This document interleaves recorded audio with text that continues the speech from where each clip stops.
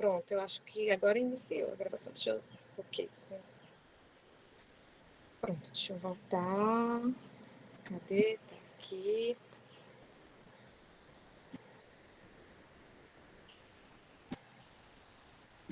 Pronto, voltando, né? Então, eu vou recapitular. As possíveis causas do aumento do fluxo sanguíneo durante a atividade gastrointestinal, que, como a gente viu, é importante para os processos absortivos que acontecem nesse segmento do trato gastrointestinal, certo? Então, para atender essa demanda e encaminhar essas substâncias hidrofílicas, né, para o fígado, há necessidade desse aumento. E, posteriormente, como eu falei, né, o fígado dando os devidos destinos, né, e metabolizando os excessos, é encaminhado para a circulação sistêmica, né, esses produtos da digestão, para atender às necessidades das células. Bem, assim sendo, nós temos a primeira causa, né? A presença de substâncias vasoativas que serão liberadas, né, pela mucosa do trato intestinal durante os processos de digestão. E aí nós contamos com os hormônios peptídicos, ou os hormônios gastrointestinais. No caso, a colicistocinina, o peptídeo intestinal vasoativo, né, o VIP, que nesse caso não é eu não considero, alguns autores consideram como um neuropeptídeo. A gastrina, que é um hormônio gastrointestinal, e a secretina. Nós vamos falar sobre essas substâncias hoje, certo? Sobre esses hormônios gastrointestinais e outras substâncias que são importantes na regulação da atividade do trato gastrointestinal. A segunda possível causa é a liberação de cininas, né, no caso, a calidina e a bradicinina, que são liberadas por algumas glândulas gastrointestinais da parede intestinal. E essas substâncias, elas são potentes vasodilatadores, né? A terceira possível causa é a redução da concentração do oxigênio na parede intestinal, a qual pode aumentar de 50% a 100% o fluxo sanguíneo. Com isso, nós vamos ter o aumento da concentração de adenosina, né? Resultante aí do metabolismo celular dos ATPs, né? Então, essa substância ela também tem efeito vasodilatador e pode até quadruplicar com a diminuição aí do oxigênio, certo? Então, as possíveis causas, né? Alguns hormônios peptídicos, nesse caso, envolve aí alguns hormônios gastrointestinais e outros que são produzidos pela parede do trato gastrointestinal. As cininas, a redução do oxigênio e o aumento da adenosina. São as possíveis causas para esse aumento do fluxo sanguíneo durante a atividade gastrointestinal. Então, aqui nós temos o fluxo sanguíneo que é observado nas vilosidades intestinais. E a gente observa que esse fluxo ele se estabelece em contracorrente, o que é importante aí para que ocorra de forma satisfatória esses processos de encaminhamento dos produtos da digestão para a corrente sanguínea.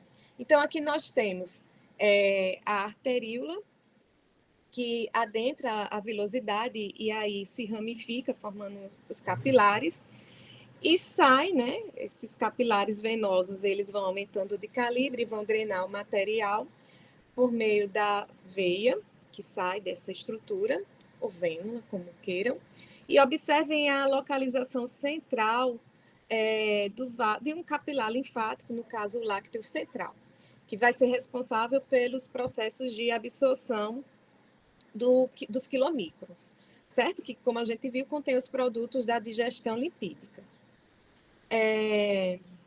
Então, essa organização do fluxo sanguíneo nesse sistema contracorrente é bem favorável. Então, muitas vezes, o que é que a gente vai observar?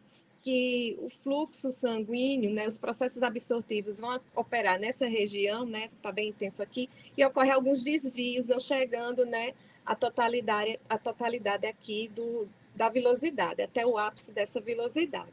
Então, muitas vezes ocorrem esses desvios do fluxo para atender melhor aí a essa demanda. Então, nós temos aí o fluxo arterial, que entra no vilo, como a gente viu e podemos observar aqui na figura, e o fluxo venoso que vai sair, né, por meio, que vai sair dessa estrutura, né, do vilo, por meio da artéria, da veia ou vênula, como podemos também verificar aqui na imagem. Então, observem que esses dois fluxos, né, o arterial e venoso, eles têm direções opostas. Um sobe, o outro desce, e podemos também perceber a presença de vasos paralelos bem próximos, o que vai facilitar esse desvio. Então, 80% do oxigênio ele vai ser desviado das arteríolas diretamente para as vênulas, sem passar pelas extremidades, como eu falei, dessas estruturas. Assim, o oxigênio ele não não servirá para as porções, né, locais do vilo, certo? Então, esse desvio ele é lesivo não é lesivo em condições normais, mas se o indivíduo ele tiver alguma condição aí patológica, pode comprometer as pontas dessas estruturas e até mesmo todo o vilo pode apresentar um déficit, né, em oxigênio, o que vai comprometer aí a capacidade de absorção por parte do intestino, uma vez que se opera, né, através dessas estruturas que contém os enterócitos em sua parede. O controle nervoso do fluxo sanguíneo gastrointestinal. Então, nós vamos ter aí a estimulação dos nervos simpáticos, que vão, como a gente vai ver mais adiante, o sistema nervoso simpático, né, que pertence aí ao sistema nervoso autônomo, vai aumentar a atividade do trato gastrointestinal e, consequentemente, nós vamos ter aí um aumento do fluxo sanguíneo local, principalmente aí na região do estômago até, né, o cólon distal. E também nós vamos perceber um aumento da secreção glandular, haja vista a necessidade que se faz, né, para que os processos, tanto de digestão quanto de absorção, né, aconteça de forma satisfatória. Bem, com relação a esse fluxo sanguíneo elevado, provavelmente esse aumento seja em decorrência do aumento da secreção glandular, né, que no caso aí vai ter um efeito indireto sobre esse sistema, né, circulatório, mediado aí pelo sistema nervoso autônomo parasimpático. A estimulação dos nervos simpáticos vai provocar intensa constrição, vasoconstrição das arteríolas, reduzindo aí o fluxo sanguíneo, tendo um efeito sobre todo o trato gastrointestinal. Então, quando isso acontece, né, esse segmento do trato gastrointestinal, ele apresenta essa constrição e, consequentemente, comprometimento, né, da atividade homeostática, né, do sistema, nós vamos observar uma regulação, que a gente chama de escape autorregulatório, certo? Então, aí os mecanismos vasodilatadores locais, do metabolismo local, vão detectam, né, a isquemia, vão predominar sobre a vasoconstrição simpática e vão, consequentemente, promover a dilatação aí das artérias com o retorno do fluxo sanguíneo. Então, esses metabólitos locais serão lançados justamente visando o restabelecimento dessa circulação local. A importância da redução nervosa do fluxo sanguíneo gastrointestinal quando outras partes do corpo necessitam de fluxo sanguíneo extra. Nós vamos perceber bem isso, por exemplo, durante a atividade física e também em quadros de hemorragia, certo? Então, por que isso acontece? Porque há uma necessidade maior de fluxo sanguíneo para essas regiões, né? Para os músculos, coração, certo? E isso para quem o indivíduo que está praticando exercício físico, né? Tem toda essa demanda. Já para aqueles indivíduos que estão com esses quadros de hemorragia estabelecidos, então essa redução do fluxo na parede intestinal visa justamente enviar esse sangue extra para atender a esse quadro, né? Fazendo com que ocorra o aumento do volume, principalmente aí nos vasos importantes do nosso corpo e também o coração, certo? Então, promove a vasoconstrição justamente para que esse fluxo sanguíneo que abastece o intestino seja encaminhado para...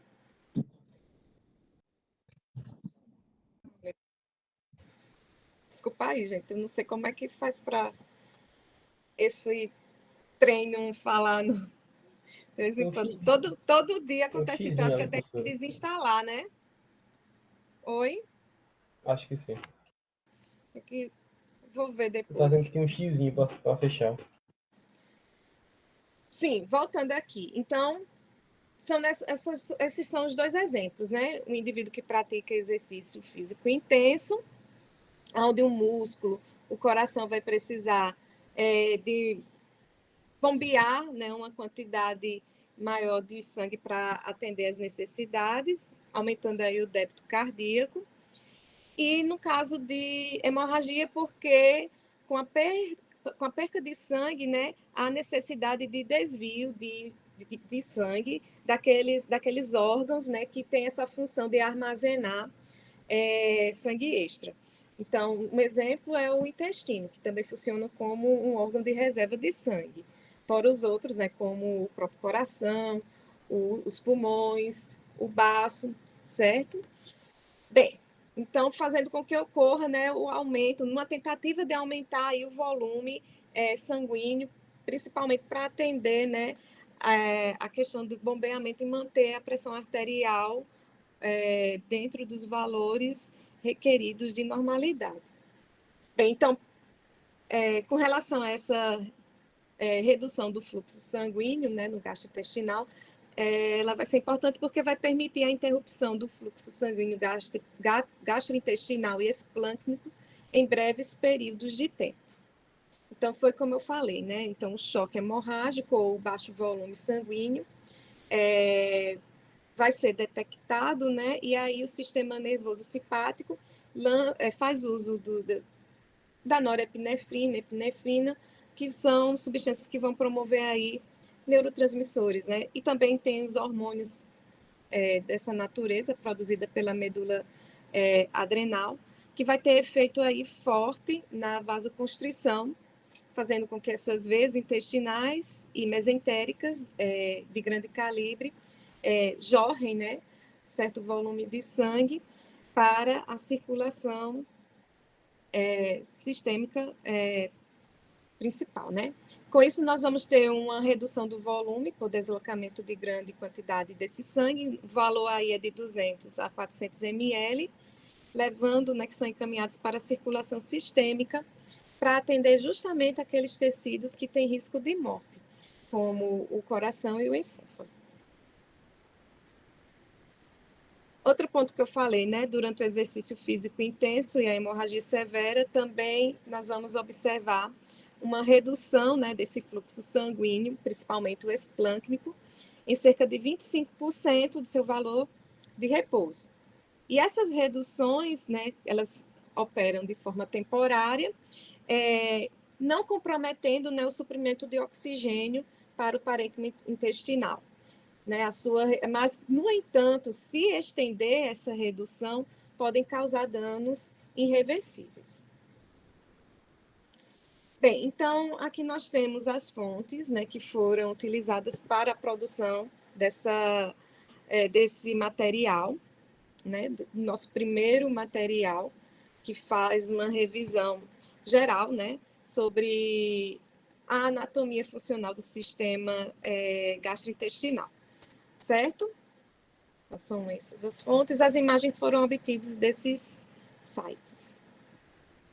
Nem sempre eu coloco isso porque dá trabalho que só para ir atrás. Então, acho que só em sistema, em fisiologia do sistema digestório que eu assim fiz. Bem, então vamos agora concluir dessa parte. Vamos partir para, deixa eu só fechar aqui para não me atrapalhar. Então, vamos para a aula de hoje. Deixa eu...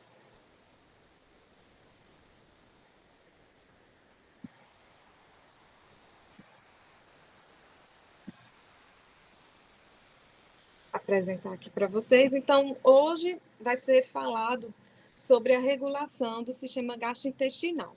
E como foi abordado na aula passada, a gente viu que esse sistema, ele tanto vai ter uma regulação neural, como vai ter também uma regulação endócrina, certo? Importante aí para atender às diversas necessidades que esse sistema assim requer durante o período digestivo.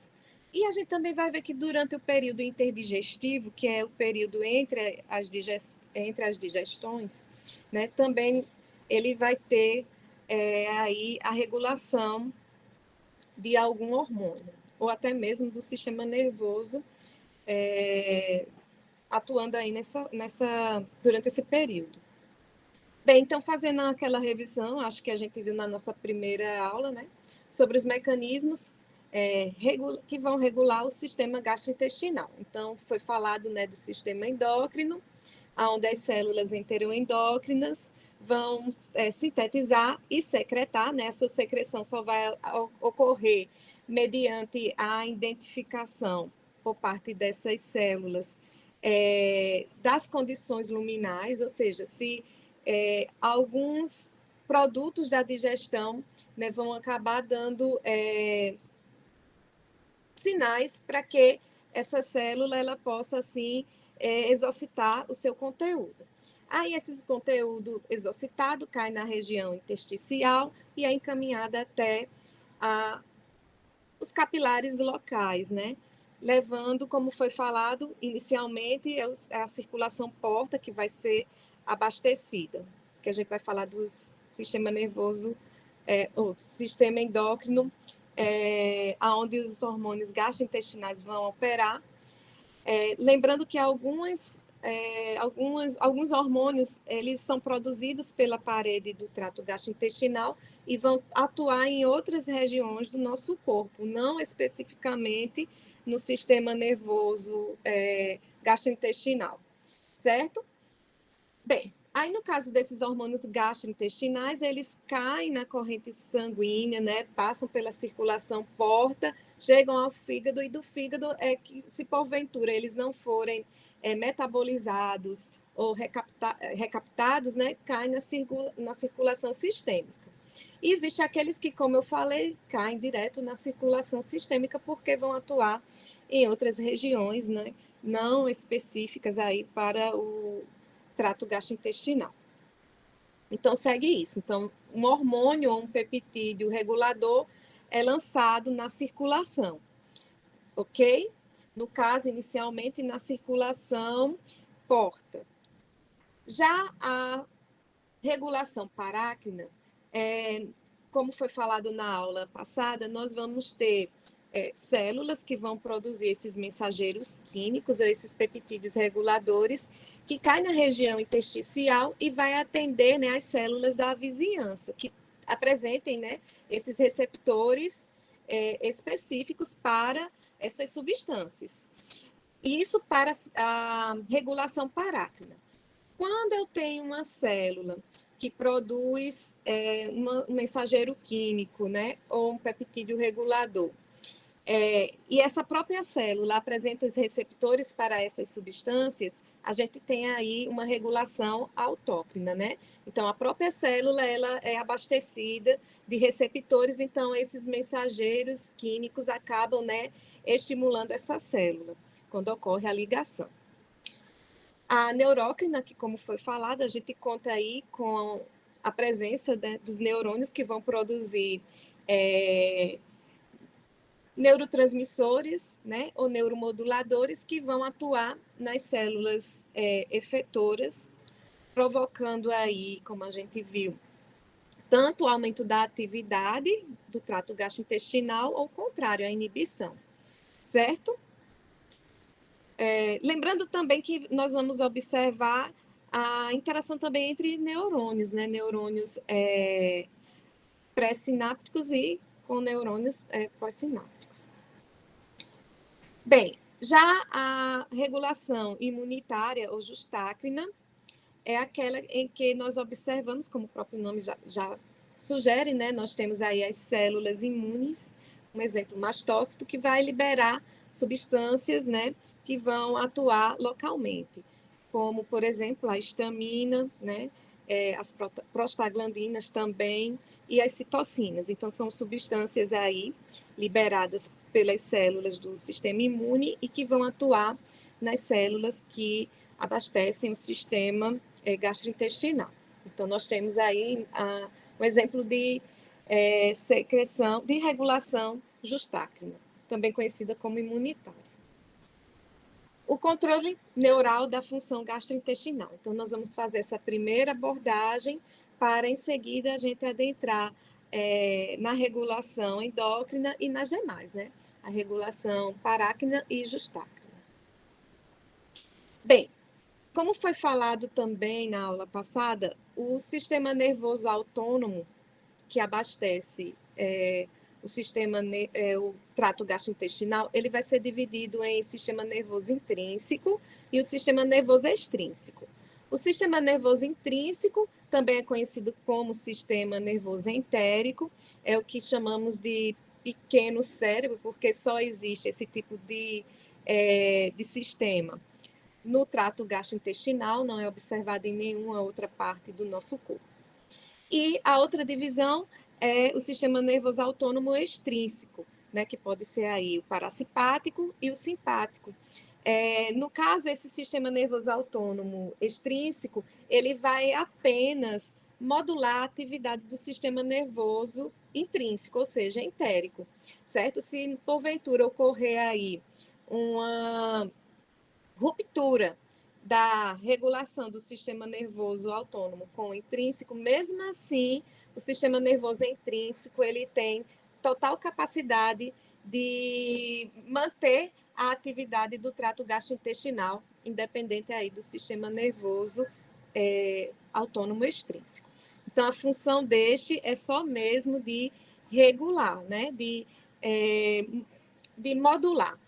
Aumentando, enviando informações para o sistema nervoso entérico, fazendo com que esse aumente ou diminua a sua atividade, né? Vai depender aqui da atuação desse sistema, né?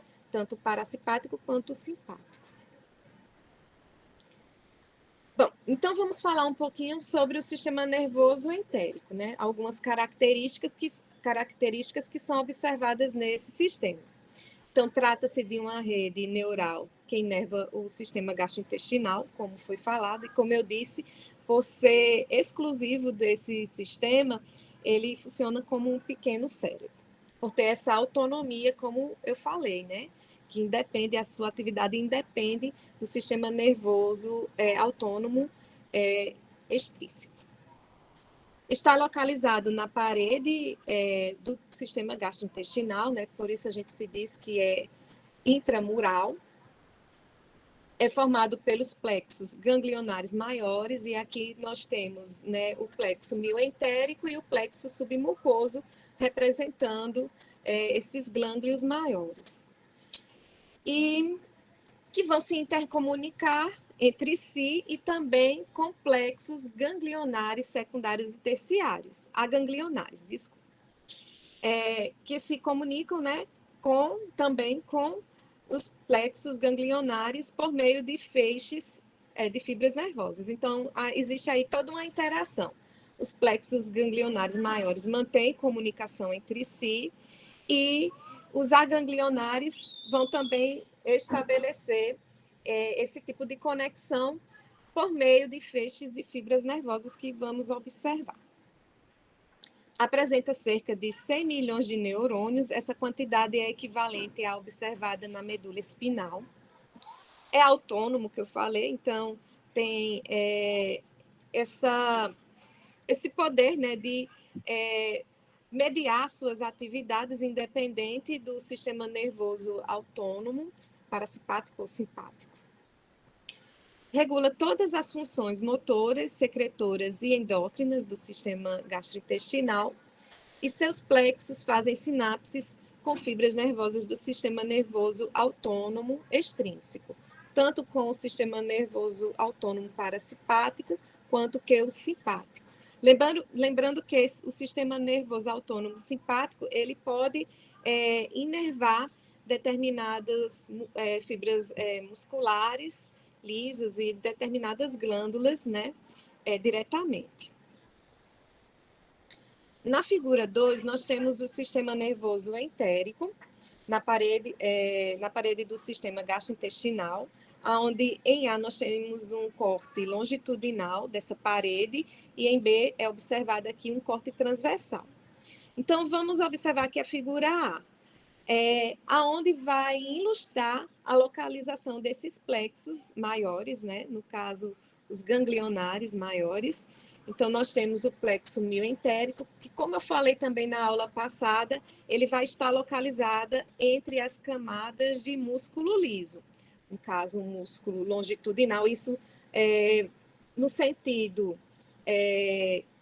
vamos voltar aqui, né? No sentido oposto, né? A luz ou lumen do trato gastrointestinal em direção ao meio externo, certo? Então, nós vamos ter o plexo mioentérico, né? Presente entre essas duas camadas, né? De músculo circular e longitudinal, e mais internamente, aqui externamente, e mais internamente na camada submucosa, nós observamos o plexo submucoso, como aqui podemos observar. Esse plexo submucoso, ele vai atender muito a camada mucosa, certo? Onde também nós observamos a presença da muscular da mucosa, além da sua atuação em glândulas, né? E que formam aí a camada mucosa. Bem, já com relação ao plexo mioentérico, ele vai atender justamente essas duas camadas de músculo, promovendo aí a motilidade dessas camadas. Então, vai ser responsável tanto pelos movimentos propulsivos, quanto também pelos movimentos de segmentação. Propulsivos, movimento peristáltico, de segmentação, nós temos aí como exemplo a mistura, movimentos de mistura. Nesse corte transversal, a gente tem uma noção bem desses dois plexos, né? Então, aqui nós temos, como podemos observar, a camada mucosa. Aqui nós temos a submucosa, onde nós encontramos o plexo submucoso. E entre as camadas de músculo, nós temos o plexo mioentérico, como podemos observar aqui na figura. E aqui são os nervos, né, paravascular, que adentra essa região do mesentérico. Bem, o sistema nervoso entérico, né, os plexos ganglionares maiores, que foi visto, né, na figura anterior. Então, nós vamos ter aquele plexo externo e o interno. O plexo externo, que vai estar distribuído nas camadas de músculo liso, circular e longitudinal, como eu falei, o plexo mioentérico ou de Auerbach, e a função desse plexo é justamente controlar todos os movimentos gastrointestinais. O plexo interno, localizado na submucosa, onde temos o plexo submucoso ou o plexo de Meissner, que vai controlar a secreção gastrointestinal e também o fluxo sanguíneo. E aqui a gente não vai esquecer também da muscular da mucosa. Bem, nessa figura 3, nós temos o controle neural da parede gastrointestinal. Então, aqui nós podemos observar o epitélio, que está presente lá na camada mucosa, o plexo submucoso, presente na submucosa. Aqui, deixa eu só voltar. Nós temos o plexo submucoso, localizado na submucosa, e o plexo mioentérico, localizado entre as camadas de músculo liso, né, circular e longitudinal. Então, podemos observar aqui, né, as diversas intercomunicações que são estabelecidas, né? Então, observem aqui que o plexo submucoso mantém comunicação com o plexo mioentérico, né? E este também estabelece comunicação com o submucoso. Observem também que esses plexos eles mantêm comunicação com o sistema nervoso autônomo, né? Tanto o simpático quanto o parasimpático, aonde nós vamos observar aqui essa interação por meio de sinapses pré-ganglionares, né, para o parasimpático, e aqui no simpático por meio de sinapses, né, pós-ganglionares. No epitélio, a gente também pode observar os neurônios sensoriais que vão detectar a natureza do lúmen intestinal, né? Então, muitos deles podem ser mecanorreceptores, osmorreceptores, quimiorreceptores. Então, eles vão monitorar esse lúmen e, de acordo com o conteúdo que aí adentre, né, vai enviar a informação que pode ocorrer diretamente no plexo mioentérico, envolvendo único e exclusivamente o plexo mioentérico, como também pode envolver aí o sistema nervoso autônomo. Então, as fibras aferentes encaminham essa informação para os gânglios pré-vertebrais, né, envolvendo aí o sistema nervoso autônomo simpático, ou para a medula espinal e tronco cerebral, envolvendo o sistema nervoso autônomo parasimpático. Integram lá a informação e vão mediar aí a resposta que vai ser conduzida para por meio de nervos eferentes para o sistema nervoso autônomo, né, entérico. Então, aqui. Então, as fibras nervosas do sistema nervoso autônomo parasimpático e simpático se conectam com o plexo mioentérico e com o submucoso, como foi falado. As terminações nervosas sensoriais, que se originam do epitélio da parede gastrointestinal, vão enviar essas informações por meio de fibras aferentes para os dois plexos do sistema entérico, como eu disse anteriormente, para os gânglios pré-vertebrais do sistema nervoso autônomo simpático e para a medula espinal e tronco cerebral, que pertencem aí ao sistema nervoso autônomo parasimpático. Provocam reflexos locais no próprio epitélio, quando envolve aí o plexo, o sistema nervoso entérico, né, envolvendo aí os plexos, tanto o mioentérico quanto o submucoso. E também nós vamos observar reflexos longos, né, transmitidos dos gânglios pré-vertebrais e do tronco cerebral e também da medula espinal para o trato gastrointestinal. As diferenças entre os dois plexos, né, o mioentérico e o submucoso. O plexo mioentérico ele vai ter uma cadeia linear de neurônios que estão interconectados e que vai se estender por todo o comprimento, né, do sistema gastrointestinal. E com relação à função que é desempenhada por esse plexo, ele vai controlar toda a atividade muscular do trato gastrointestinal. Assim sendo, ele vai ser responsável pelo aumento da contração tônica, né, do tônus da parede do trato gastrointestinal, o aumento da intensidade das contrações rítmicas, o aumento do ritmo da concentração e também o aumento da velocidade de condução de ondas excitatórias ao longo da parede desse sistema. E o plexo mioentérico, ele tanto vai ter aí uma natureza excitatória quanto uma natureza inibitória. E aí, com relação, quando envolve aí, só lembrando, né, quando envolve os neurônios, né, pós-sinápticos, que vão emitir vias, né, nervosas, que vão inervar aí determinados segmentos do trato gastrointestinal, ou seja, os eferentes, o principal neurotransmissor aí é a acetilcolina, lembrando que, no caso, essa acetilcolina ela vai atuar nos receptores muscarínicos que estão localizados nesses órgãos efetores, na musculatura lisa, nas glândulas, certo?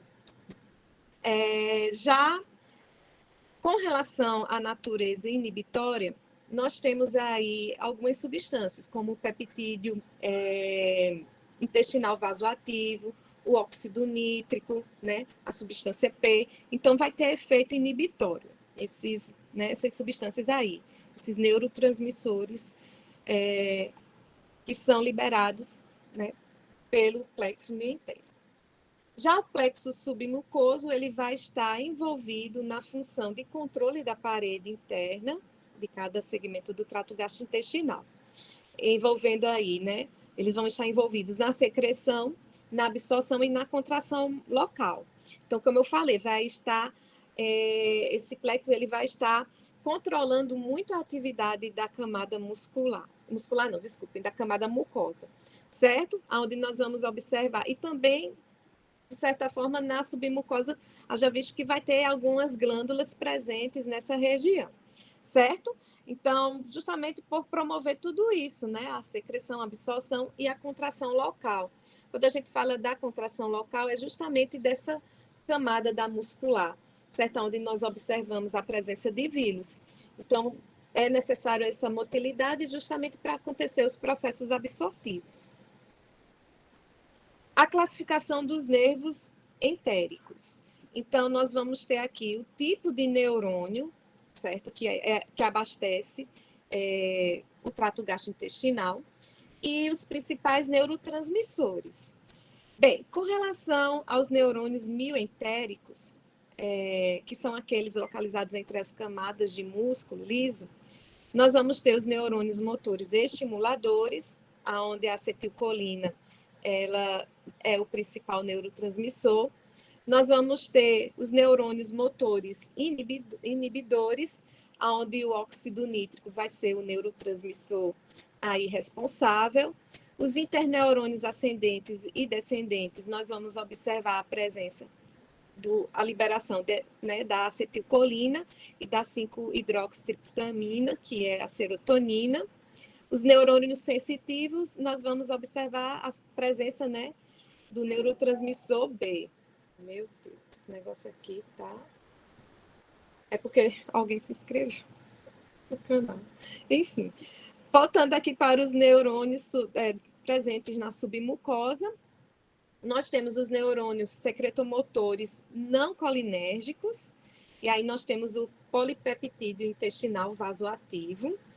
Temos os neurônios secretomotores colinérgicos, tendo a acetilcolina como principal neurotransmissor, e os neurônios sensitivos também nós observamos como principal neurotransmissor a substância P.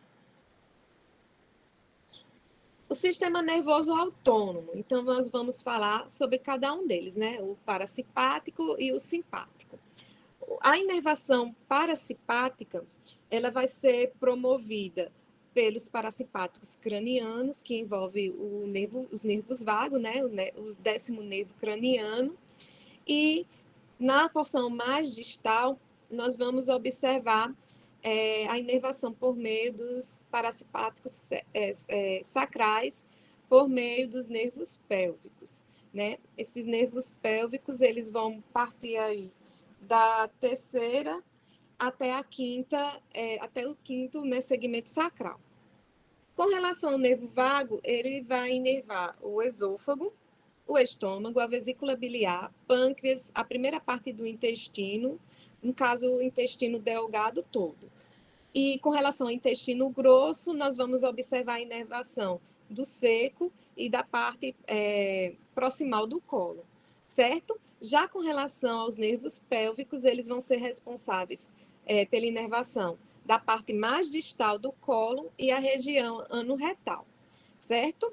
A gente vai falar bem desses nervos quando for tratada aí do processo de defecação.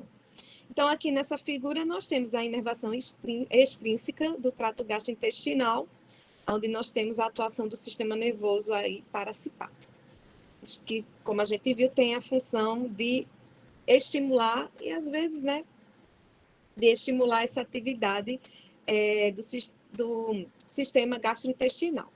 Então, aqui no tronco encefálico, né, nós observamos os nervos vagos, né, que são emitidos, né, para inervar os diversos segmentos desse sistema, como foi falado, né, esôfago, estômago, vesícula biliar, pâncreas, intestino delgado, e aqui as porções proximais do intestino grosso.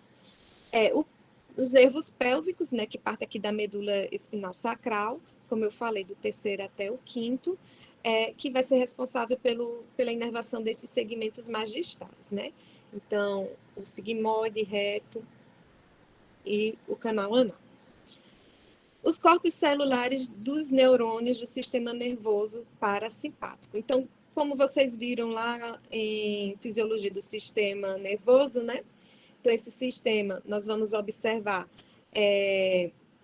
tanto corpos celulares presentes lá no tronco encefálico e também lá na porção sacral, né, que vai emitir. Então, os corpos celulares estão localizados nessas regiões e vão emitir, né, fibras nervosas, né, no caso, pré-ganglionares, que vão manter sinapses com neurônios, né, pós-ganglionares. E aí o tipo de neurotransmissor que vai ser produzido e secretado é acetilcolina, né? Trata-se aí vão ter receptores colinérgicos, né? Do tipo nicotínico, ok? Então, nessa parte aqui, a gente observa isso.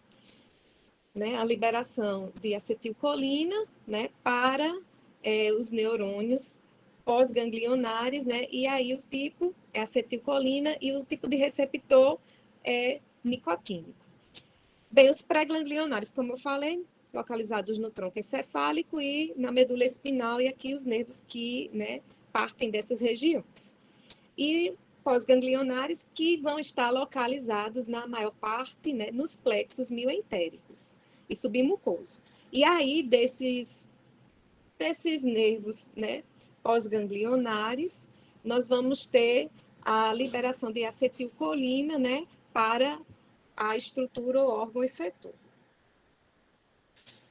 A inervação parasimpática, ela vai ser formada por corpos celulares que estão presentes, né, na medula espinal e por fibras nervosas, né, os neurônios pré-ganglionares que vão terminar nos gânglios pré-vertebrais. Sim, vale lembrar que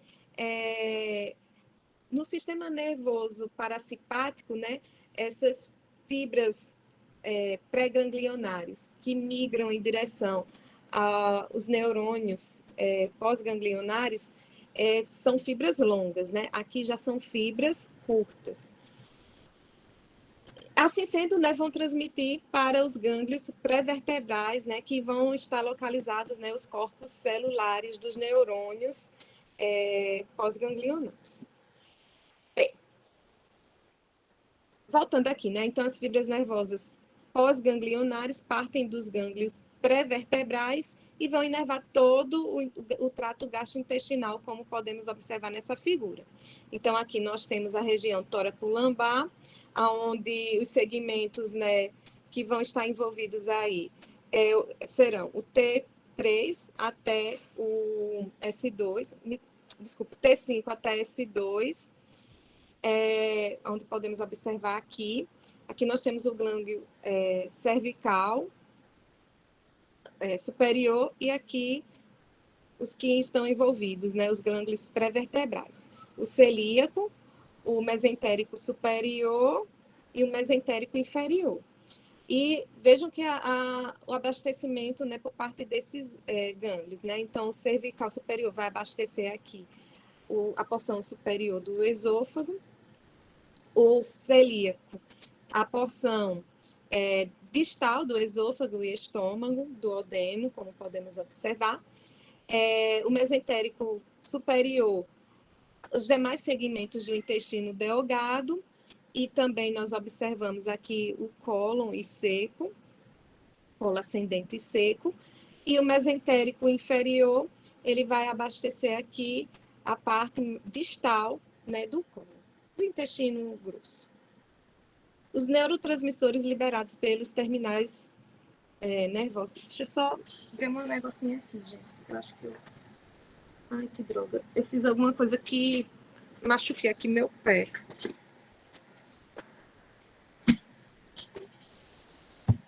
Normal, segunda vez que eu faço isso nesse pé.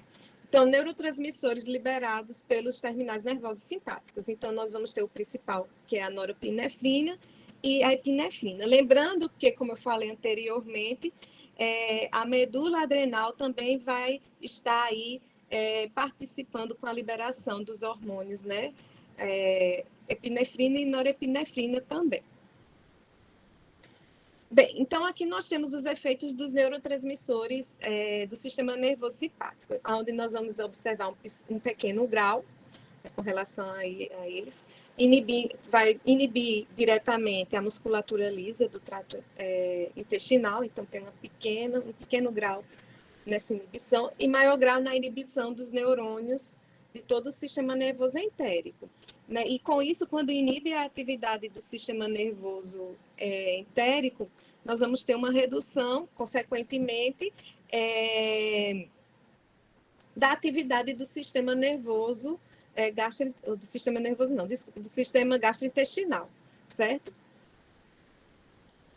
Então, aqui só para não repetir que a epinefrina ela também vai ser liberada pela medula adrenal, certo? E uma pequena concentração de norepinefrina também. As fibras nervosas sensoriais aferentes do intestino. Então, como foi falado, nós vamos ter essas fibras aferentes que vão monitorar aí o lúmen intestinal, certo? E também gástrico, não é só.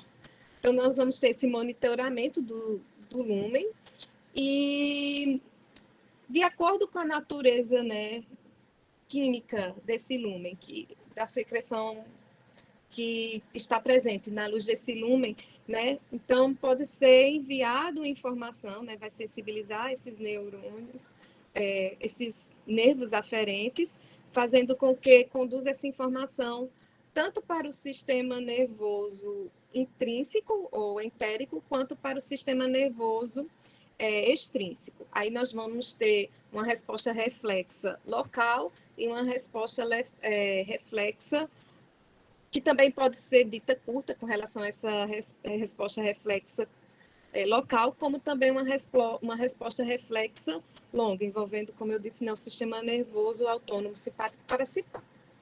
Então, com relação às características dessas fibras nervosas sensoriais, elas são muitas, né, no intestino e também no estômago.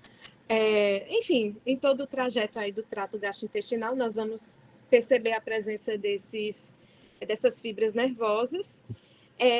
Com relação ao sistema nervoso parasimpático, o predomínio aí dessas fibras é de 80%, quando eu coloco no todo, né? É de 80%, né, das fibras nervosas são fibras nervosas aferentes para o sistema nervoso autônomo parasimpático. Já com relação ao sistema nervoso autônomo simpático, essas fibras nervosas, né, elas correspondem aí, aferentes, né, elas correspondem a 50%.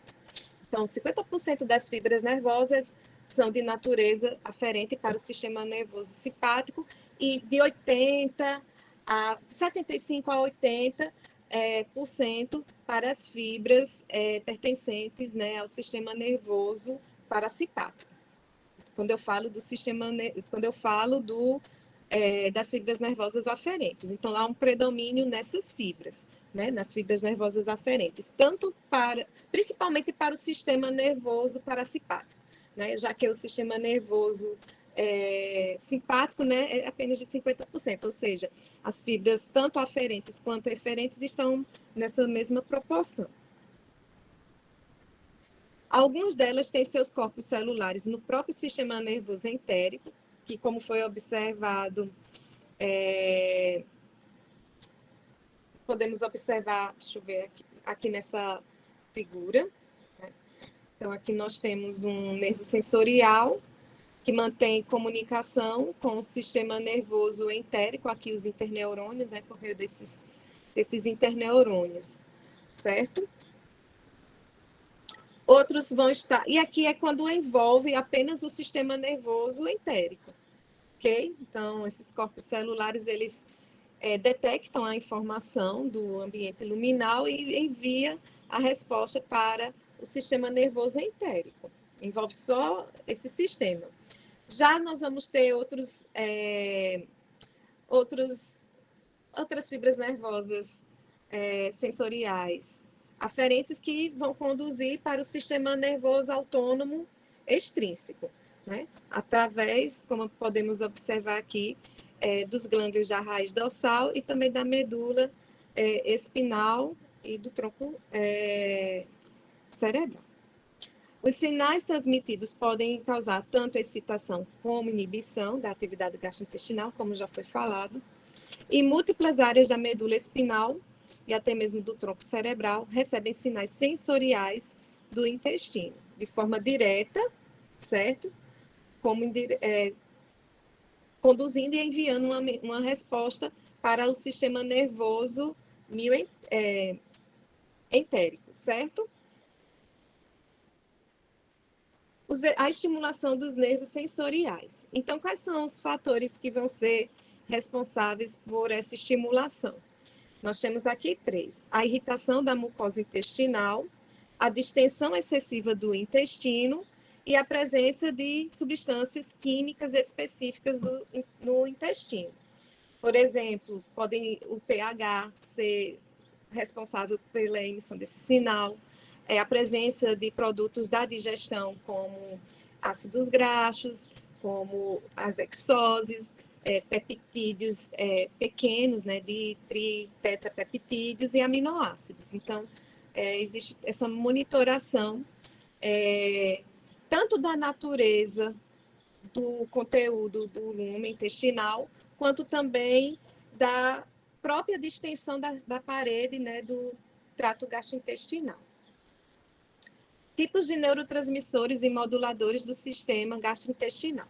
Então, nós temos aqui a acetilcolina, que tem origem tanto no sistema nervoso autônomo simpático quanto no entérico, e seu efeito são os seguintes, né? Vão ser responsáveis pela contração da musculatura lisa, então, desistir músculo liso, né? A acetilcolina ela vai ser responsável. Relaxamento do esfíncter pilórico, aumentos das secreções salivar, gástrica, biliar e enzimática do pâncreas, aumento do fluxo sanguíneo e tem efeito trófico glandular, ou seja, vai causar o crescimento aí das glândulas. A norepinefrina, né, tem origem apenas no sistema nervoso autônomo simpático, provoca o relaxamento da musculatura lisa, vai ser responsável pela contração do esfíncter pilórico, tem efeito bifásico sobre a secreção salivar. Isso vai ser explanado melhor quando quando vocês forem abordar, né, no seminário, a secreção salivar. Vasoconstrição e diminuição secundária das secreções. Quando a gente diz diminuição secundária, é justamente por conta dessa vasoconstrição, certo? Efeito trófico sobre as glândulas salivares, ou seja, também vão ser aí responsáveis pelo crescimento dessas glândulas.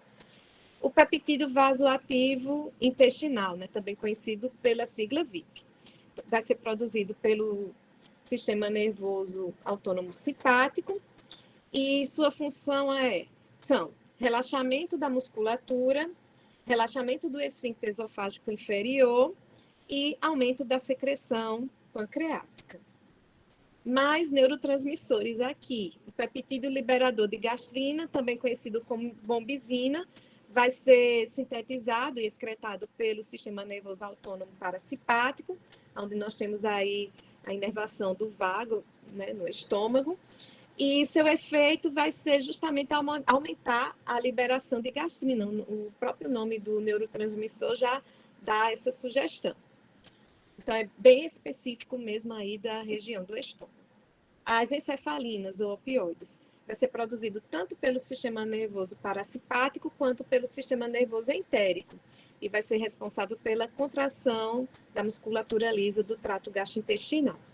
O neuropeptídeo Y vai ser produzido pelo sistema nervoso entérico e é responsável pela contração da musculatura lisa. E a substância P, sistema nervoso autônomo parasimpático, que vai ser responsável pelo aumento da secreção salivar. Os tipos de reflexos gastrointestinais. Então, aqui nós vamos observar aqueles reflexos curtos e aqueles reflexos longos. Com relação aos reflexos curtos, são aqueles reflexos que vão estar completamente integrados à parede intestinal do sistema nervoso entérico. Então, envolve apenas o sistema nervoso entérico, né? Ele vai captar informações do lume intestinal e processar essa informação e emitir uma resposta, né? Que pode ser tanto na musculatura como também nas glândulas. Então, controlam grande parte da secreção gastrointestinal, do peristaltismo e contrações de mistura, efeitos inibidores locais, entre outras funções. Já com relação aos reflexos do intestino para os gânglios simpáticos pré-vertebrais, envolve aí respostas longas, certo? Que vão ser transferidas, né, para o sistema gastrointestinal. Então, transmitem sinais longos, por longas distâncias, né, para outras áreas do trato gastrointestinal. E aí nós temos como exemplo os reflexos gastrocólico, enterogástrico e cóleo-ileal. O reflexo gastrocólico é aquele que acontece no estômago e que vai refletir, né, a resposta vai ocorrer, aqui é que vai ocorrer a obtenção da informação no estômago. E a resposta vai ser dada lá no colo, certo? Promovendo aí movimentos de massa quando o indivíduo ele ingere um certo volume, né, de alimento, certo? Então, é sinalizado lá no estômago e a resposta vai ser dada lá no colo, fazendo com que os segmentos do colo realizem uma propulsão forte, fazendo com que uma grande massa, né, possa se propagar por uma distância, né, que a gente chama de movimento de massa. Isso vai facilitar os processos seguintes, que é a defecação.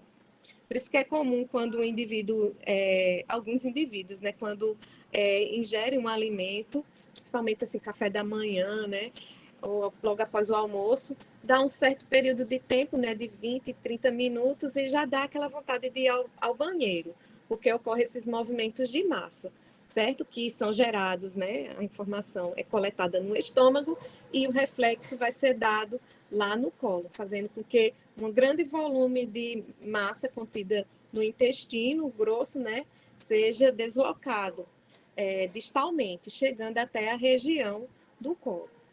Reflexos enterogástricos, então vão ser aqueles que vão ocorrer no intestino e vão ser captados a informação no intestino e a resposta vai ser dada no estômago. E aqui nós vamos observar o que no estômago? A diminuição da atividade do estômago e também vai diminuir o esvaziamento gástrico. Isso acontece para que os processos de digestão e absorção aconteça de forma satisfatória aí no intestino, ok? O reflexo colo-ileal, que vai acontecer, né, vai ser gerado no colo, certo? E aí a região do ilho é que vai responder, fazendo com que esse conteúdo fique restrito um pouquinho de tempo mais nessa região do intestino delgado, né, para que os processos de digestão aconteça, principalmente os absortivos, né, aconteça de forma satisfatória. Bem, aqui a gente viu o sistema nervoso autônomo simpático participando desses processos. Agora nós vamos falar um pouco dos processos de reflexos longos, onde envolve o sistema nervoso autônomo parasimpático. Bem, então, reflexos do intestino para a medula ou para o tronco cerebral e que voltam para o trato gastrointestinal. É um reflexo longo e envolve aqui o parasimpático. Então, nós vamos observar reflexos do estômago e do duodeno para o tronco cerebral, que vão retornar para o estômago. Um exemplo aqui é o relaxamento receptivo, que envolve um reflexo vago-vagal. Então, quando ocorre a distensão, quer seja do estômago, vamos para o estômago, né, que é mais fácil. Então, o estômago, o estômago distende suas paredes. Esse sinal é percebido e enviado através do sistema nervoso autônomo, certo? onde vai ser processada essa informação e uma resposta vai ser conduzida, fazendo com que ocorra o relaxamento da musculatura do estômago para comportar aquele volume de conteúdo ingerido. Reflexos de dor também vão ser captados por esse sistema, lembrando que todo reflexo de dor culmina com a interrupção ou a diminuição, melhor dizendo, do trato gastrointestinal, da atividade do trato gastrointestinal. E os reflexos de defecação, que também a gente vai ver mais adiante, e que é desencadeada aí pelo sistema nervoso autônomo parasimpático, certo? A gente vai detalhar mais esses processos quando a gente for falar sobre a motilidade do trato gastrointestinal. Bem, então agora vamos partir para o controle. Gente, vocês estão aí? Porque o semestre passado eu estava ministrando aula e houve a queda da internet e eu continuei falando, pensando que, né, a turma estava assistindo a aula, mas enquanto isso passei 1 hora falando sozinha. Tudo bem? Feedback aí, gente, pelo amor de Deus. Sim, Oi, professora. Estamos aqui, professora. Pronto. Então, vamos continuar. Agora a gente vai falar um pouco sobre o controle hormonal da função gastrointestinal. E logo em seguida, é o controle mediado por substâncias de natureza paráquina e justácrina. Bem, então, inicialmente, também foi falado na aula passada que existem 5 hormônios gastrointestinais. Então, nós vamos elencar eles aqui. Então, nós temos a gastrina, a colicistocinina, a secretina, a motilina e o peptídeo insulinotrópico dependente de glicose, conhecido como GIP, ou peptídeo inibidor gástrico, certo? É outro termo que é utilizado. Bem, então são esses os hormônios gastrointestinais, são aqueles que são produzidos pelas células enteroendócrinas, que estão localizadas na parede, né, desse sistema, são lançados na corrente sanguínea, no caso, através da circulação porta, vai ser conduzida até o fígado, né? E aí, algumas dessas substâncias, elas vão ser metabolizadas e recapituladas lá. Outras vão conseguir atravessar, cair na circulação sistêmica, tendo aí uma função não só de atuar na parede do trato gastrointestinal, mas também em outros órgãos, certo? Então, a circulação porta, ela vai garantir justamente que esse hormônio gastrointestinal atue em órgãos que pertencem aí ao sistema gastrointestinal, certo? Então, é produzido pela parede do trato gastrointestinal e atua no próprio sistema gastrointestinal, ok? Então, aqui, aquele exemplo, essa figura foi até colocada na aula passada, onde nós temos a célula sensora ou célula enteroendócrina, que apresentam, né, elas sempre serão do tipo aberta, onde apresenta no ápice microvilosidades, que captam, né, informação do ambiente luminal, dependendo do que esteja, né, da substância que esteja presente nesse ambiente luminal, o sinal vai ser encaminhado para essa célula, que vai promover a exocitose, liberando aí o hormônio gastrointestinal, que cai na circulação porta e vai atuar na célula que contém um receptor específico para esse hormônio, certo? Então, aqui é só o conceito mesmo. Então, consiste da liberação dos hormônios gastrointestinais na circulação porta e exercem ações fisiológicas em células-alvo, as quais apresentam receptores específicos para o hormônio e que estão presentes em órgãos ou estruturas do próprio sistema gastrointestinal.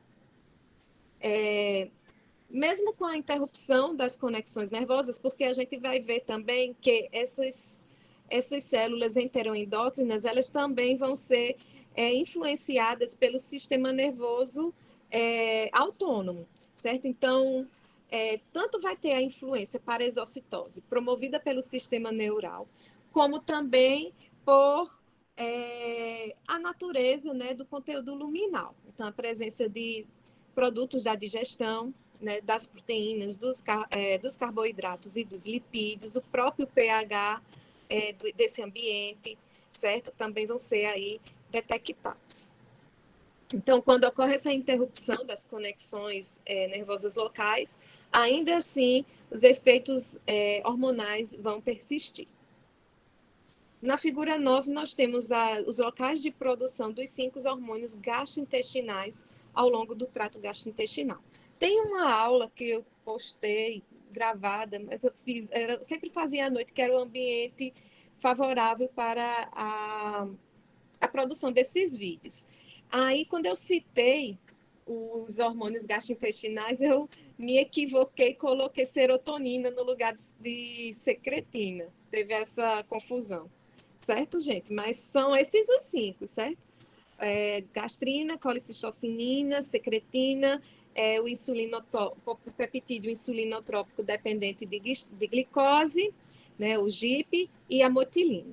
Então, vamos observar aqui esse segmento do trato gastrointestinal, né, que é abastecido aqui do estômago, intestino delgado e uma parte aqui, né, representando o intestino grosso. O que é que nós observamos aqui? Os locais, né, que são produzidos os hormônios, né, pelas células enteroendócrinas. Então, a gastrina, como podemos observar, ela vai ser produzida, né, na região antral do estômago. Vejam que a população de células produtoras de gastrina, ela vai decair, ó, a partir do momento em que esse segmento ele vai se distanciando, né? Então, lá no jejum, a gente já observa aí uma população muito pequena, né, de células G que secretam a gastrina. Predomina mais aqui no antro do estômago. A colicistocinina, ela vai ser produzida tanto no duodeno quanto no jejum, mas também nós vamos observar no ilho populações de células e que produzem secretina, colicistocinina também, certo? Então, há uma diminuição aqui também gradativa, como podemos observar. A secretina, ela vai ser produzida no jejum, no duodeno e jejum, também podendo ser encontradas células S lá na região do ilho, assim como acontece com a colicistocinina. O GIP vai ser sintetizado e excretado na região do duodeno e do jejum pelas células K, e a motilina vai ser sintetizada e secretada no duodeno e no jejum pelas células M. Okay? Então, são esses os locais do trato gastrointestinal que vão produzir os hormônios gastrointestinais, né? Bem, então vamos falar agora sobre cada um desses hormônios. O primeiro deles, né, a gastrina. A gastrina, ela pertence à família gastrina colicistocinina. E aí nós vamos encontrar 2 tipos de gastrina, a G17 e a G34. Esses tipos de gastrinas advêm do fato de que do número de aminoácidos que constituem a sua molécula, certo? Então, a G17 vai apresentar 17 aminoácidos, sendo assim uma gastrina pequena, e a G34 vai apresentar 34 aminoácidos, representando aí uma gastrina grande. No período digestivo, nós vamos encontrar a síntese bem acentuada lá na região do antro do estômago, desse tipo aqui de gastrina, né, a G17. Logo, esse hormônio vai ser metabolizado ou recapitulado, certo? Recapitado.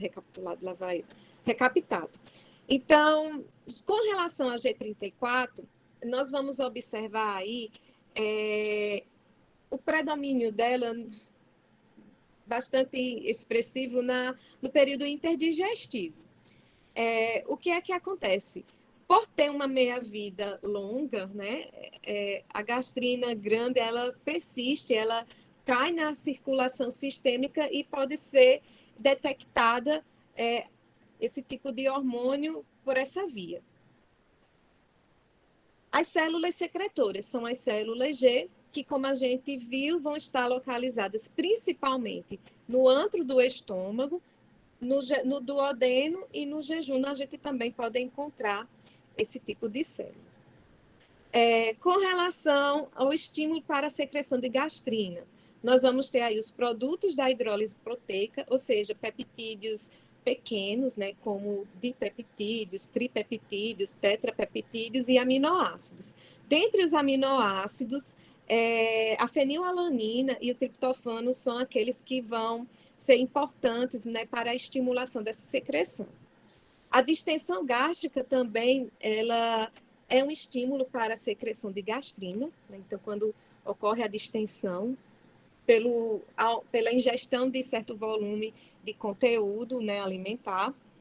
A estimulação vagal também vai promover a secreção de gastrina, e aí o neurotransmissor que vai ser responsável pela estimulação dessas células e liberação de gastrina é o peptídeo liberador de gastrina, né, ou a bombizina. Também nós vamos observar que reflexos intramurais serão responsáveis pela secreção da gastrina. E aí o neurotransmissor responsável é a acetilcolina, certo? Substâncias como cálcio, como o café descafeinado, o vinho, também vão ser responsáveis, algumas substâncias, né, também serão responsáveis pela estimulação da secreção de gastrina. Com relação à bebida alcoólica pura, né, ou que tenha o mesmo teor do alcoólico do vinho, a estimulação vai ser indireta. Ou seja, essas substâncias vão estimular as células parietais que vão produzir aí o ácido clorídrico. A ação. Então, com relação à gastrina, ela vai estimular a secreção de ácido gástrico, né? Ou seja, vamos promover aí a secreção de íons de hidrogênio, que são essenciais na construção dessa molécula, né, do ácido gástrico. Então, as células que vão estar envolvidas na secreção gástrica são as células parietais, que estão presentes nas glândulas gástricas. E também vão ser promotoras aí do crescimento da mucosa, tendo um efeito trófico, né? Vai permitir que a mucosa gástrica seja reposta, né? Sempre. Então, vai estar envolvida no crescimento. A inibição da secreção, no caso da gastrina, ela vai ocorrer em pH baixo, né? Aí o pH cerca de 3, já inibe a secreção da gastrina. E a somatostatina também vai inibir a secreção de gastrina. Lembrando que a somatostatina, ela vai ser produzida e secretada pelo estômago quando esse pH ele se encontra baixo, nesse valor que eu falei, de 3, certo? Então, acaba estimulando aí, o pH baixo acaba estimulando a secreção de somatostatina, que, por sua vez, inibe a secreção de gastrina. A colicistocinina, ela pertence também à família gastrina-colicistocinina. O número de aminoácidos que compõem a sua molécula são 33. São produzidos pela célula I, que, como foi visto, estão localizadas no duodeno, jejum e íleo. O estímulo para sua secreção são os produtos da hidrólise lipídica e proteica, ou seja, ácidos graxos, glicerol, aminoácidos, peptídeos pequenos, certo? Então, todos esses produtos da digestão dos lipídios e das proteínas acabam estimulando a secreção. E sua ação. Então, para que serve, né, a liberação da colicistocinina? Ela vai ser importante para a secreção enzimática das células acinárias do pâncreas, ou seja, a secreção exócrina do pâncreas, e aí a gente fala das enzimas que vão desdobrar os nutrientes, né? Que vão desdobrar aí as proteínas, né, os lipídios e os carboidratos. Vai ser responsável também pela contração da musculatura lisa da vesícula biliar, fazendo com que o conteúdo contido na sua luz seja eliminado, seja lançado em direção à região do duodeno. Vai promover o relaxamento do esfíncter da ampola hepatopancreática, ou seja, DIOD, fazendo com que esse conteúdo da secreção biliar e também pancreática, né, desaguem no duodeno. A ação vai promover também o crescimento do pâncreas exócrino, né, e da vesícula biliar, tendo também esse efeito trófico, e vai potencializar a ação da secretina, certo? Então, são essas as funções observadas para a colicistocinina. Com relação à sua atuação inibitória, a colicistocinina ela vai promover o esvaziamento gástrico e também vai inibir o apetite, né? Podendo ser aí um importante hormônio, né, para o controle né, da ingestão, né, de alimentos pelo, deixa eu só tentar tirar aqui, meu Deus, acabei fechando aqui. Deixa eu voltar. Sim, voltando aqui, inibindo, né, o apetite, o que pode ser um importante hormônio aí para aqueles indivíduos que se encontram acima do peso, né, os indivíduos obesos, né, pode ser aí realizados estudos para ver, né, a utilização desse hormônio nessa questão. Bem, aqui na figura 10 nós temos a sequência de aminoácidos das gastrinas e colicistocinina. Aí aqui nós temos a pequena gastrina, né, com 17 aminoácidos, e a grande gastrina, com 34 aminoácidos.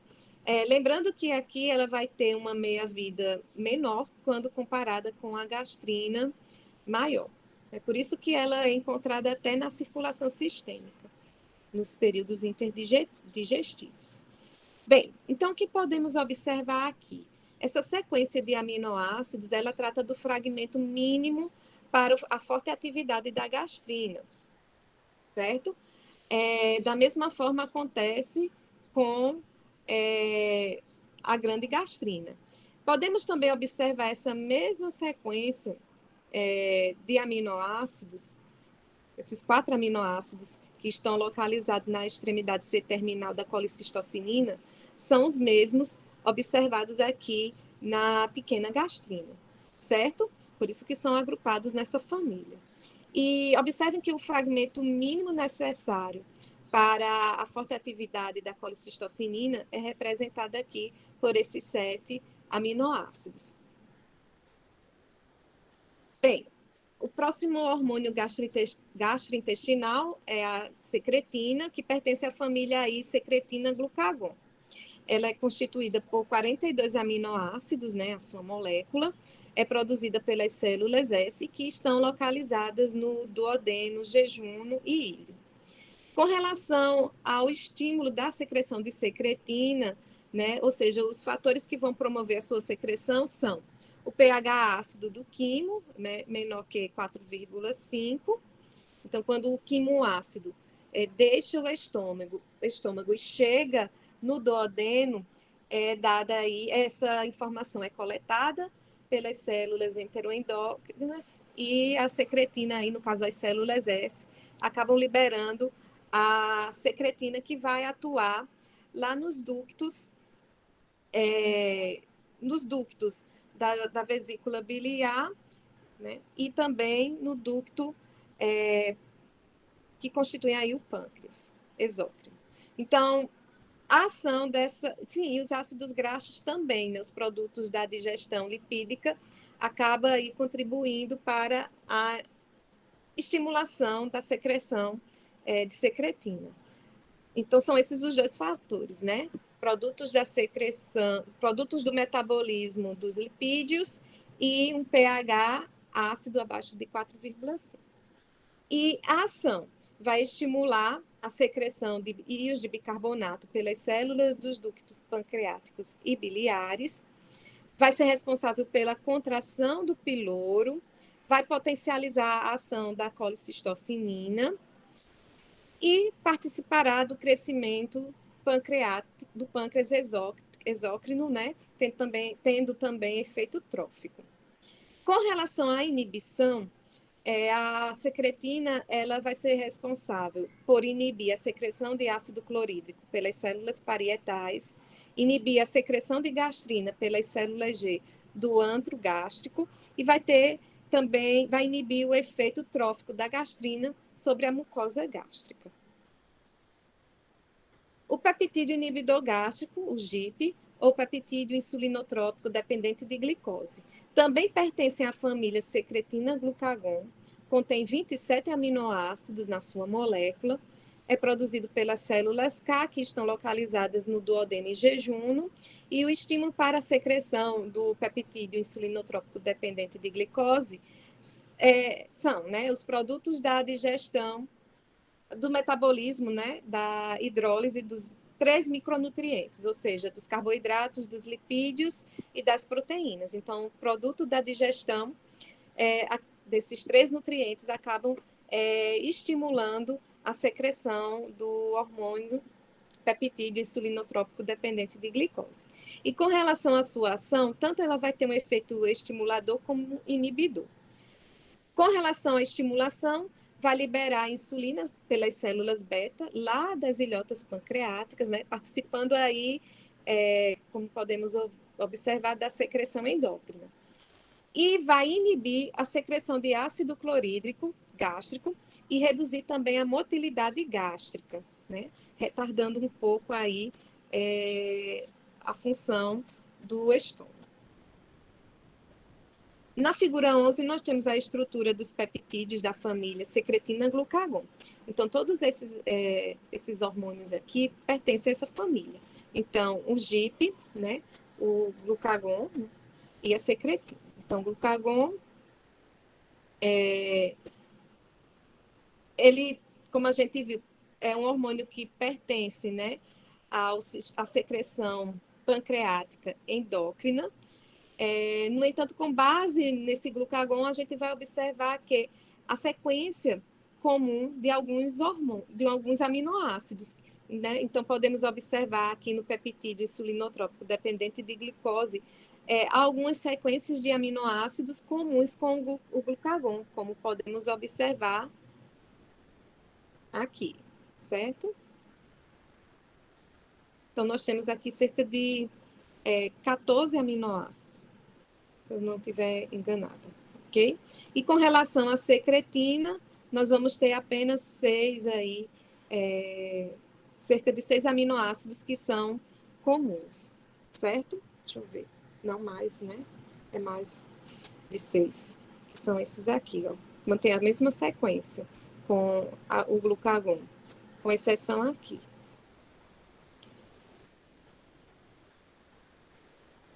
Bem, a motilina é o último hormônio gastrointestinal.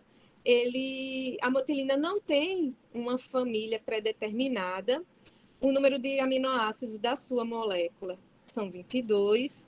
Vai ser produzido pelas células M no duodeno e jejuno. No entanto, a sua secreção ocorre no período interdigestivo, estando responsável aí pela motilidade gastrointestinal, que é observada lá no estômago e no intestino durante esse período, né, de jejum, certo? Com relação à estimulação da motilina, ela vai estar aí sendo secretada em face com o complexo migratório mioelétrico.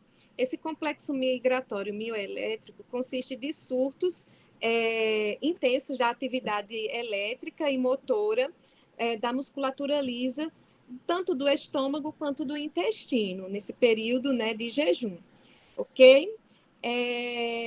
Esses surtos, eles são periódicos, eles vão acontecer a cada 90 minutos. Outro errinho que eu coloquei, que está na minha aula, eu disse 60, mas são 90 minutos, ok? Então, a ação é essa, vai promover a motilidade gastrointestinal no período interdigestivo, ou seja, no período de jejum.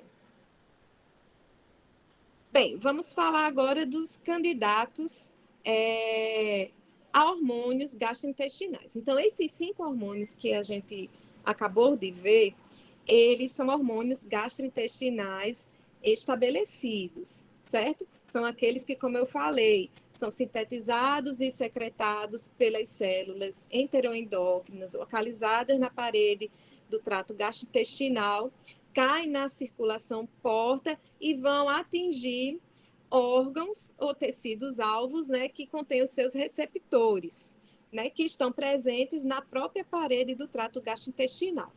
Os candidatos a hormônios gastrointestinais são aqueles que ainda precisam de maior estudo para ver se eles são de fato, né, integrados, né, àqueles hormônios gastrointestinais estabelecidos. Então, precisa de um estudo maior para a sua integração nesses hormônios gastrointestinais estabelecidos. Então, nós vamos ter aí o polipeptídeo pancreático, né, o PP, que apresenta 36 aminoácidos na sua molécula, vai ser produzido pelas células PP que estão localizadas no pâncreas, certo? Com relação à estimulação da secreção do polipeptídeo PP, nós temos os produtos da hidrólise dos macronutrientes, né? Principalmente aí os produtos da hidrólise proteica, e sua ação vai ser a inibição das secreções de enzimas e também de bicarbonato por parte do pâncreas, né? Do pâncreas exócrino, ok? Então, é essa a função observada pelo polipeptídeo pancreático, certo? Inibir as secreções tanto de enzimas quanto de íons de bicarbonato por parte do pâncreas exócrino. O enteroglucagon é o outro candidato, né, a hormônio gastrointestinal. Contém 37 aminoácidos na sua molécula, são produzidos pelas células L. Essas células elas vão estar localizadas no íleon e no colo e serão o estímulo para a sua secreção são os produtos da hidrólise lipídica e dos carboidratos, ok? E a função do enteroglucagon é justamente retardar o esvaziamento gástrico, fazendo com que o conteúdo gástrico permaneça mais tempo no estômago, vai participar da homeostasia da glicose e também vai ser responsável pela renovação, da mucosa intestinal, né, participando aí dos processos também de crescimento, né, acho que vai renovar, né, então acaba contribuindo aí. O peptídeo YY vai ser produzido e secretado pelas células L, também é um peptídeo candidato, né, ao hormônio gastrointestinal. Essas células L, elas vão estar localizadas na porção distal do intestino delgado e colo, né? No caso, a parte distal do intestino delgado, certo? E presente no colo. E o estímulo para a secreção do peptídeo YY é o lipídio luminal, certo? Então, os produtos os produtos dos lipídios, né? Ácidos graxos e glicerol, por aí vai. A ação, inibição da motilidade gastrointestinal, né? Para fazer justamente toda essa inibição, permite que esse conteúdo gastrointestinal permaneça por mais tempo nesse trânsito, né? Reduz a secreção de ácido gástrico e secreção de cloreto pelo epitélio intestinal e vai ser responsável pela sinalização da saciedade. Aí, um outro hormônio que pode ser também empregado para o tratamento aí de indivíduos que apresentam obesidade. Bem, então agora vamos partir para o controle parácrino e imunológico. Na verdade, esse imunológico também é conhecido como justácrino, né, na função gastrointestinal. Então, o primeiro, a histamina, ela vai ser produzida e secretada por 2 tipos de células, né? As células semelhantes às células enterocromafins. Essas células elas vão estar localizadas na região intersticial da parede, vamos melhor dizer, na lâmina, na parede intersticial, logo abaixo da camada mucosa, mantém aí a secreção de histamina por parte dessas células. É importante porque esse parácrino vai atuar nas células gástricas, principalmente lá nas células parietais, fazendo com que ocorra a secreção de ácido clorídrico, certo? Então, é essa a função. Então, essas células estão localizadas no interstício da parede do estômago e serão responsáveis pela liberação de histamina que, quando liberada, né, vai diretamente atuar nas células parietais, fazendo com que estas liberem ácido clorídrico.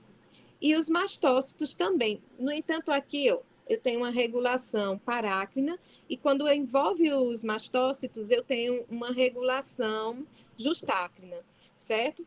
Haja visto que os mastócitos, né, participam aí dos processos imunes, né, que são observados na parede do trato gastrointestinal. O local de secreção, estômago. Como eu falei, né, essas células semelhantes a enterocromafins, as células enterocromafins estão localizadas na região intersticial do estômago. E a ação, estimulação da secreção de ácido clorídrico e secreção intestinal de cloreto.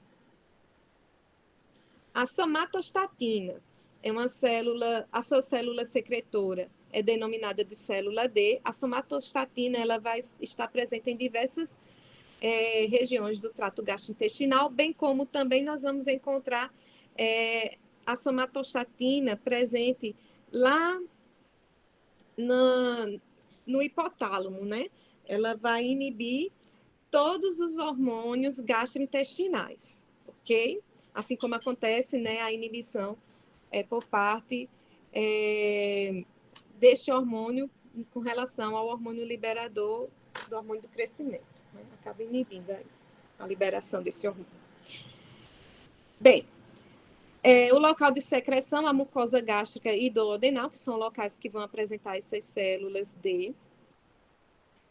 A estimulação para a secreção de somatostatina pelas células D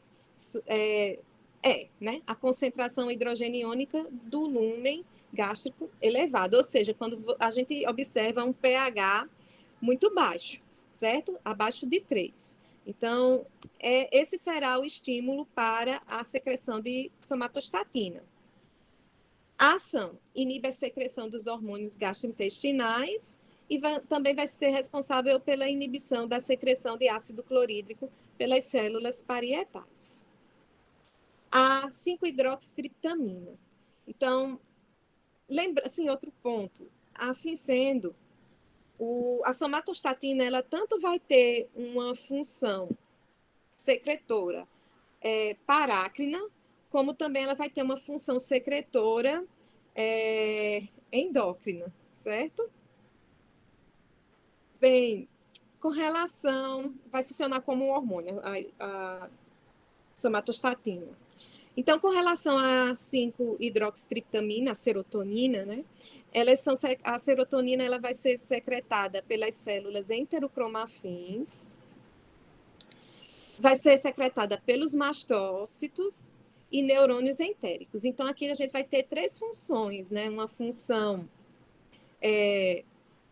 justácrina, uma função neurócrina e uma função parácrina, certo? E a ação desempenhada pela serotonina é a regulação do funcionamento do músculo liso e da absorção de água através da parede intestinal. Então, 80% da serotonina presente no nosso corpo é sintetizada e secretada no trato gastrointestinal. Prostaglandinas. Então, são células, as suas células vão ser as células secretoras que vão ser responsáveis pela síntese e secreção de prostaglandinas são os miofibroblastos subepiteliais, tendo uma ação aí justácrina, e a ação é a secreção intestinal e vai também ter uma função aí na regulação vascular. como foi falado, existem algumas substâncias que provocam a vasodilatação. A adenosina será produzida por diversos tipos de células e, como foi visto ainda há pouco, quando foi tratado de fluxo sanguíneo, né, a adenosina, quando apresenta sua concentração elevada, ela também acaba aí colaborando na regulação vascular e também colaboram na secreção intestinal. Na clínica, então a gente vai falar de uma condição, de uma patologia que é conhecida como doença de Richter-Spring. Essa doença ela pode ser definida como um distúrbio congênito, poligênico, do sistema nervoso entérico, que vai ser caracterizado por incapacidade do indivíduo, né, no caso do bebê ou do recém-nascido, de eliminar o mecônio durante o nascimento, isso para os recém-nascidos, ou por prisão de ventre crônica grave, que é observado, né, nas crianças, né? Os sintomas que são pertinentes a essa doença: constipação, então o bebê ou a criança vai ter dificuldade em evacuar.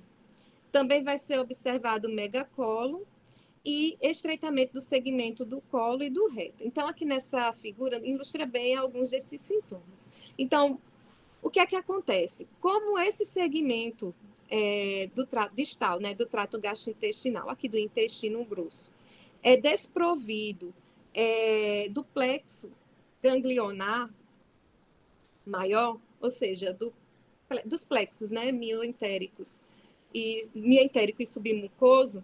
Então, o que é que vai acontecer? Esse segmento não vai ocorrer relaxamento ou contração, certo?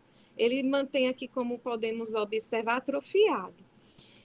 E no segmento proximal, desculpa, nós observamos uma dilatação em forma aqui de funil, como é verificado aqui na figura, em decorrência do acúmulo de fezes, certo? Então, por isso que a gente chama de megacolo, porque vai ocorrer justamente a dilatação desses segmentos mais proximais, né?